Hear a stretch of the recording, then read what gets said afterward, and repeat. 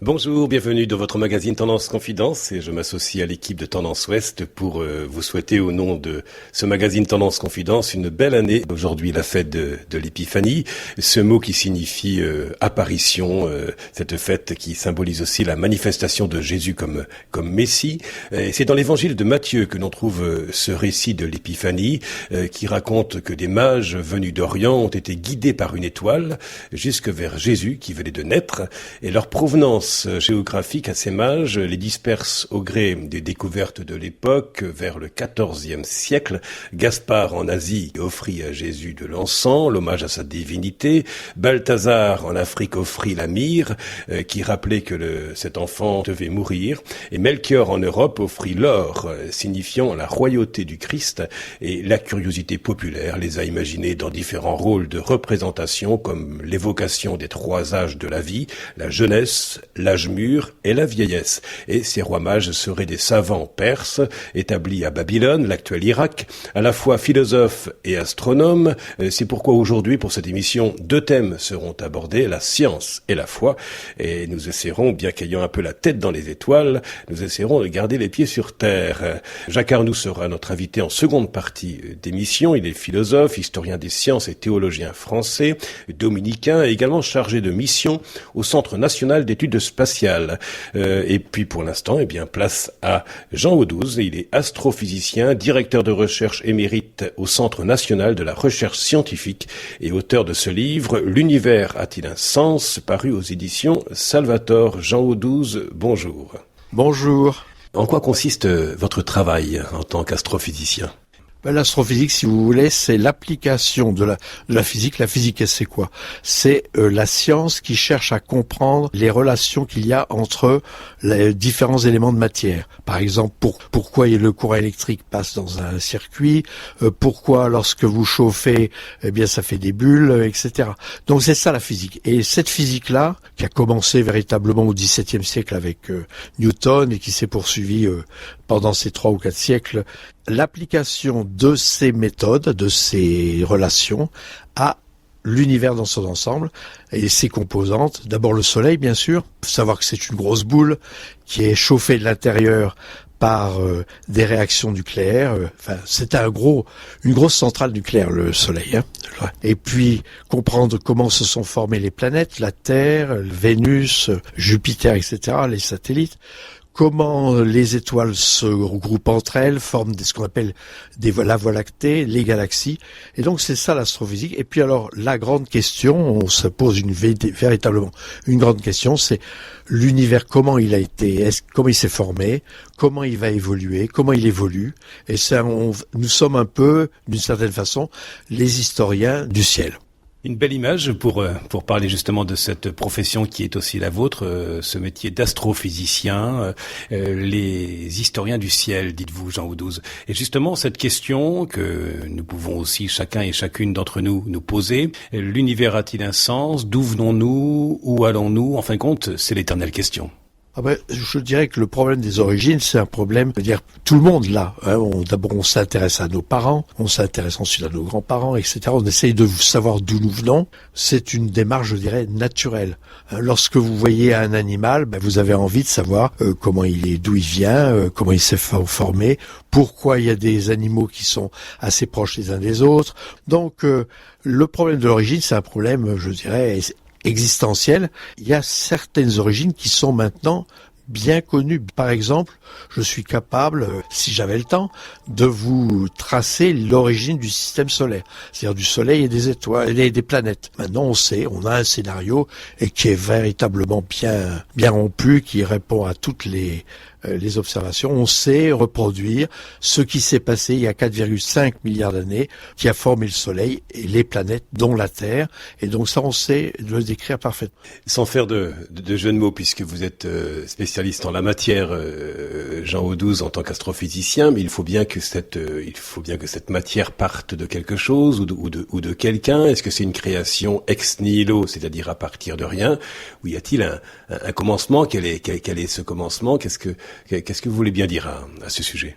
Alors, si vous voulez, il y a un problème, ce qu'on appelle l'horizon, c'est-à-dire qu'il y a des moments au-delà duquel il est difficile de pénétrer. Ce que l'on sait, c'est que il y a 13,7 milliards d'années, il y a un événement qu'on appelle le Big Bang, à partir duquel, il y a un moment, toute la matière observable, toute cette matière était concentrée dans un volume très réduit, donc était très dense, très chaud, et c'est à partir de là que l'histoire a commencé. Et au début, au moment où on peut parler de noyau d'atomes, c'est les particules qui nous donnent la masse, notre masse, eh bien le début c'est finalement la chose la plus simple, un proton et un électron qui tournent autour, c'est-à-dire de l'hydrogène. Et puis quelques traces, 10% d'hélium, un nombre infinitésimal de deutérium, c'est-à-dire l'hydrogène lourd, et puis de lithium 7. Voilà, c'est ça le début. Ce sont tous les éléments dont nous sommes formés, ce micro, votre corps, la chaise sur laquelle je suis assis. Les étoiles, ce sont les transformateurs de la matière. Et lorsqu'on parle d'Hubert Reeves, il a contribué, moi modestement, lui un peu mieux, enfin tous les deux en tout cas, et d'autres, on a contribué à essayer de comprendre ce qui se passe à l'intérieur des étoiles. Donc on sait quelles sont les étoiles qui ont fabriqué les éléments dont nous sommes pétris. Jean Audouze, vous êtes donc l'invité de Tendance Ouest et son émission Au cœur de la vie. Avec vous, nous allons au cœur de ce mystère de la vie, justement, puisque vous êtes astrophysicien. Mais en quoi le discours scientifique et religieux peuvent-ils s'enrichir mutuellement lorsque l'on pose la question du sens de l'univers ? Un physicien, je crois il est canadien, je ne me rappelle plus, je crois que c'est Don Page, a montré qu'il y avait une parenté entre la démarche religieuse et la démarche scientifique que je vais essayer de vous expliquer.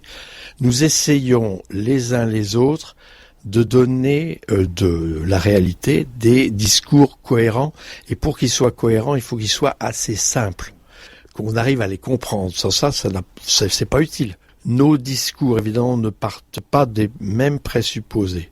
Le scientifique, qu'est-ce qu'il fait ? Il fait des observations, il fait des expériences, il essaye de classer, il essaye de voir, de pas trop se tromper, puis il échafaude à partir de ce qu'il voit et de ce qu'il observe, il échafaude ce qu'on appelle des théories, et puis il essaye de les vérifier et vous savez qu'il y a un principe, c'est-à-dire que est scientifique ce qui est entre guillemets falsifiable, c'est-à-dire que l'on peut prouver ou que l'on peut au contraire mettre en difficulté. C'est ça un fait scientifique. Alors, évidemment, le religieux ne part pas des mêmes présupposés, il part de sa foi. Et puis à partir de là, évidemment, il essaye, avec ses présupposés, de donner entre guillemets du sens. Qu'effectivement, on a cette caractéristique par rapport au reste du monde animal, d'avoir la capacité de lever notre nez vers le ciel et d'essayer justement de comprendre. Vous en parlez, Jean Audouze, de donner du sens. On a l'impression que aujourd'hui, chacun essaie de trouver un sens à sa vie, et on se demande si l'univers justement a un sens. Et nous parlerons avec Jacques Arnoux tout à l'heure en seconde partie d'interview. Jacques Arnoux est ingénieur agronome, il est dominicain et chargé de mission au Centre national d'études spatiales. Il a écrit un livre qui a pour titre La marche à l'étoile, paru chez Albin Michel. Et il écrit dans ce livre: debout, l'homme peut voir plus loin que le bout de son nez, mais étant debout, de quoi ou de qui l'homme s'est-il rapproché? Jacques Arnoux, dans quelques instants sur Tendance Ouest. Tendance Ouest. Tendance Ouest. Suite de votre magazine Tendance Confidence en cette fête de l'épiphanie, après avoir entendu le côté scientifique sur la création de l'univers, sur ce que nous pouvons en dire aujourd'hui avec les différentes recherches. Nous avons parlé science avec Jean Audouze en première partie d'émission en tant que astrophysicien. Maintenant, c'est Jacques Arnoux, il est théologien, il est chercheur au Centre national d'études spatiales. Avec vous, cette question, qu'est-ce que la Bible peut nous dire sur la création de l'univers? La Bible n'a pas un discours ou un propos scientifique. Un vieux savant, mais connu de tous, qui s'appelait Galilée, disait donc au début du XVIIe siècle, il y a bientôt 4 siècles, il nous disait: la Bible ne nous dit pas comment va le ciel, autrement dit, ne nous fait pas un cours d'astronomie, mais comment aller au ciel. C'est un peu bref, c'est un peu résumé, mais c'est comme ça. La Bible nous dit d'abord, essaie de nous aider dans notre chemin de quête vers Dieu, vers l'humain, de quête face aux grandes questions, d'où je viens, où je vais, pourquoi la vie, pourquoi la mort, pourquoi l'amour. Mais elle ne nous dit pas comment vont les étoiles, je ne sais pas comment ça s'est passé au début, il y a combien d'années que le monde existe, ou les questions d'origine de la vie. Ce n'est pas un discours scientifique. Le scientifique tente de répondre à la question comment l'univers s'est-il fait, tandis que le croyant ou le philosophe tente de répondre à la question pourquoi et le sens de l'existence? En même temps, il faut jamais oublier que la destination finale de toute cette quête, que ce soit la quête du pourquoi, donc plutôt la quête philosophique et religieuse, ou la quête du comment, la quête scientifique et technique, ont une seule destination qui est l'homme. C'est-à-dire qu'il ne faut pas non plus tomber dans une espèce de schizophrénie. On dit parfois, bon alors on est scientifique pendant la semaine et puis croyant le dimanche. Non, c'est le même être qui doit sans cesse, au quotidien, bien trouver une union, enfin en tout cas un dialogue entre ce que la science peut nous dire de ce que nous sommes et ce que la foi ou la philosophie peut nous dire. Et la réponse, elle ne reste pas dans les nuages, elle est dans mon propre engagement humain au jour après jour, dans cette humanité qui est la mienne. Et Jacques Arnaud, dans cette complexité que peut être l'univers et en même temps la complexité que peut être chaque être humain, quel sens peut avoir la vie, quel sens peut avoir notre existence? Dès lors qu'il y a un échange qui a lieu entre deux êtres, eh bien ça donne sens. Nous sommes conscients d'exister, nous sommes conscients que les autres existent. Ne serait-ce que cet échange de conscience donne sens à l'ensemble non seulement de cette terre, mais à l'ensemble de l'univers. Et c'est à partir de ces graines de conscience qui se rencontrent, qui s'échangent, qui essaient de construire un avenir, tout ce qu'on a dit précédemment, eh bien que ce faisant, et quel que soit l'univers que nous connaissons ou tout celui que nous ne connaissons pas, eh bien tout prend sens. Et Jacques Arnaud, permettez-moi de vous poser cette question aussi vieille que l'univers. Pourquoi y a-t-il quelque chose dans le monde, pourquoi y a-t-il quelque chose dans l'univers plutôt que rien? Eh bien peut-être pour que ces consciences se rencontrent. Je veux dire, cette vieille question, évidemment, nous ne pouvons pas y répondre complètement parce que nous faisons partie de ce quelque chose. Comment voulez-vous, quand vous êtes immergé dans la piscine, j'entends que la piscine de l'univers, vous ne pouvez pas en sortir, vous êtes là-dedans, vous ne pouvez pas prendre une distance par rapport à vous-même. Donc on est dans cette situation-là et on doit faire confiance. On a à la fois la conscience et la confiance. Nous devons avoir confiance en, peut-être, ça dépend de nos convictions, en un tout autre qui, lui, a cette distance par rapport à ce que nous sommes. De même que je ne peux pas me mettre à votre place. Eh bien, pour pouvoir converser, je dois vous faire confiance. Et c'est ça à quoi nous sommes invités. Vous écrivez, page 21, quel terrible moment, naître, pour apprendre que l'on va mourir. Beauté et fragilité de l'existence, tu ne seras jamais plus humain, écrit René Dubos, que lorsque tu choisiras de l'être. René Dubos était un biologiste et lorsqu'on l'interrogeait sur qu'est-ce qu'être humain, il disait finalement être humain c'est choisir. Je crois que profondément c'est vrai que c'est un de nos grands défis.